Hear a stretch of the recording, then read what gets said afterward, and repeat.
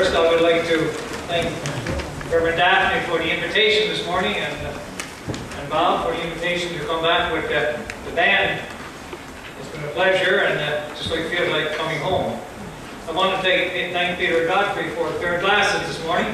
I'm going to make a donation to the Lions Club because I came at the Lions Club back there. I put my hand in the pocket and pulled out one of the ears missing on my glasses. I had Julie's on, but the diamonds didn't seem to match. Unless I wore a dress, of course. And one other thing, these three servers here this morning, I'm getting old because I came to these three servers, I baptized the three of them. And there they are this morning serving. You don't remember, do you? Why did you cry? Or was it your father crying? But it's good to be back. When I was a teenager, and that was a few years ago, I remember waking up in the middle of the night with a Charlie horse. And hanging on to the headboard then, waiting for the pain to go away and the knot to suddenly disappear. And I was always told that Charlie horses were growing pains. Because most of my friends, male friends, experience the same phenomenon. But then this past summer, while I was working on the roof over in Amersfoort Church, 3 or 4 nights I got up. After I could get up, I had to tell to get up, with Charlie horses and pains in my 2 legs, and I get out and I try to walk, and I didn't cry. But I made some awful noises, right, Judy? And I realized then, no, Charlie horses are not a part of growing up. Charlie horses are when you use muscles, they get used for a while. And then the muscles all tighten up, because when I was young, at that time I was playing hockey, and this usually happened in the fall year when hockey started, and then this summer I certainly realized what it was, and I couldn't even cross my legs when I went to bed because I'd end up in a Charlie horse. I'm crazy in pain. Perhaps that was the problem with Zacchaeus. He couldn't see Jesus through the crowd. Up in the sycamore tree thereby, he changed his position. And as Jesus came down the road, he noticed Zacchaeus in the tree and told him to come down. And now he's up close and personal, able to see Jesus face to face. His view was no longer obstructed, and Jesus was no longer a distant, far away personality. Zacchaeus had to change his position in order to grow, because he was despised by society for taking advantage of people. He was greedy and selfish. His heart, like his stature, was very small. And by changing his perception, he was open to growth. How did he go from being unloved and hated to being accepted and forgiven? He first grew by changing his position. In spite of his character flaws, he managed to put himself in a place where Jesus would find him, instead of staying hidden beyond the crowd. He climbed to a place where he could be seen, and also enabling him to see more clearly. It's not easy to change our position, because in the process we experience loss. And changing requires energy and trust.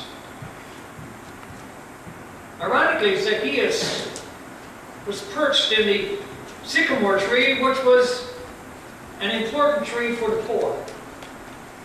The sycamore tree bore the fruit of an inferior fig, which was a food source for those who were economically disadvantaged. It was symbolic that he came down from that tree and made his commitment while standing under its branches. Zacchaeus was standing under the tree of the poor. Now, we can't underestimate the symbolism of what took place and where. This was the good news to the poor, the very essence that Jesus' message was in the Gospel of Luke. We grow when we are able to change our perceptions. In this case, Zacchaeus climbed to higher ground to see Jesus. But just remember, the story follows the story of the blind man who was sitting along the roadside just outside Jericho.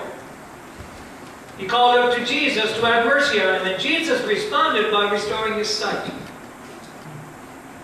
That man couldn't see because he was blind, whereas Zacchaeus was a man who was blinded by his greed and position of power. He was unaware how much his selfishness was affecting his fellow citizens. This small but powerful, shrewd, greedy man was hiding in a tree on Main Street in Jericho. A very similar character to Ebenezer Scrooge in Charles Dickens's A Christmas Carol. Zacchaeus could see Jesus coming down the road, but he couldn't see how much his selfishness was affecting his fellow citizens. If anyone needed to have their sight restored, it was Zacchaeus. If anyone needed change in perception of humanity, it was Zacchaeus. But on that day, Zacchaeus grew as he was transformed into a generous person. One time, a blind man was invited to attend the wedding of a friend. And the couple had chosen to be married in a village that was known for its picturesque qualities. And as the couple left the church, the mother of the groom said to the blind man, "What a pity that you couldn't see the chapel. It really is so lovely, and such a pretty garden." She later repeated this to some mutual friends at the reception. The blind man just shrugged his shoulders each time and changed the subject. And he thought to himself, didn't she hear the bells? For him, the bells that rang before and after the ceremony had been magnificent. He was astonished at their tones and the patterns that they made. For him, they had created an atmosphere of joy and sacredness. But the mother of the groom had seen the lovely chapel, but she missed the sound of the bells. With all her senses, she had only experienced part of the beauty.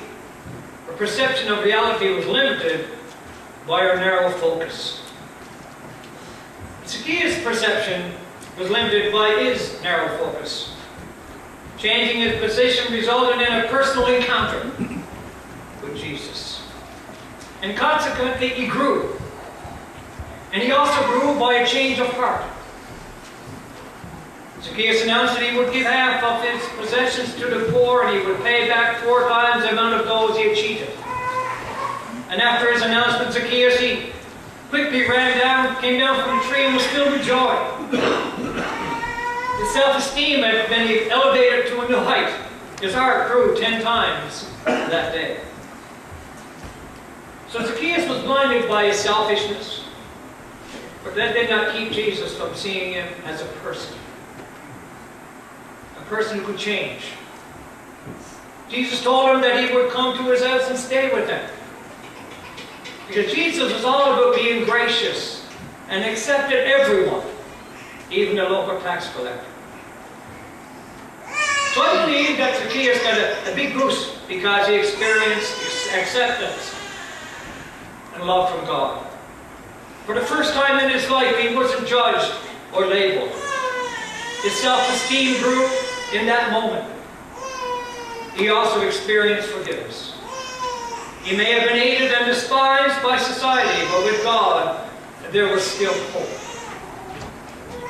It's not easy to love those who take advantage of others. It's like the excruciating pain of a chariot horse.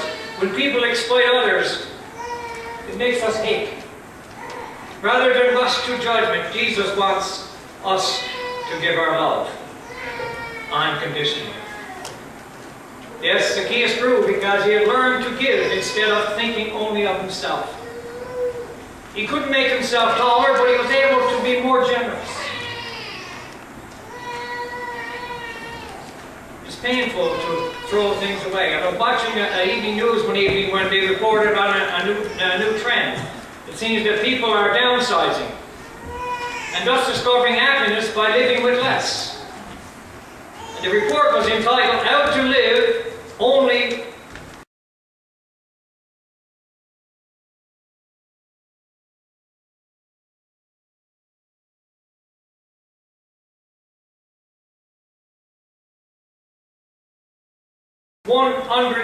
with only 100 things in your life. So it's painful to throw things away, and it grieves us to let go. But ultimately we learn to adapt, and most importantly, become free from our stuff. Zacchaeus became a generous man. Not only did his generosity of his community, it liberated him from a life of greed and corruption. And in the past, he thought only of himself, but now he focused on others. So my friends, we grow when there is a change of behavior. We don't know whether or not Zacchaeus lived up to his commitment. We do know, however, that in the presence of Jesus, he said he would. And in response, Jesus affirmed his commitment by saying, Today salvation has come to this house. Jesus saw hope for a changed man. And Jesus sees hope for each one of us. Now to God the Father, God the Son, God the Holy Spirit, be all dominion, power, and glory, both now and evermore.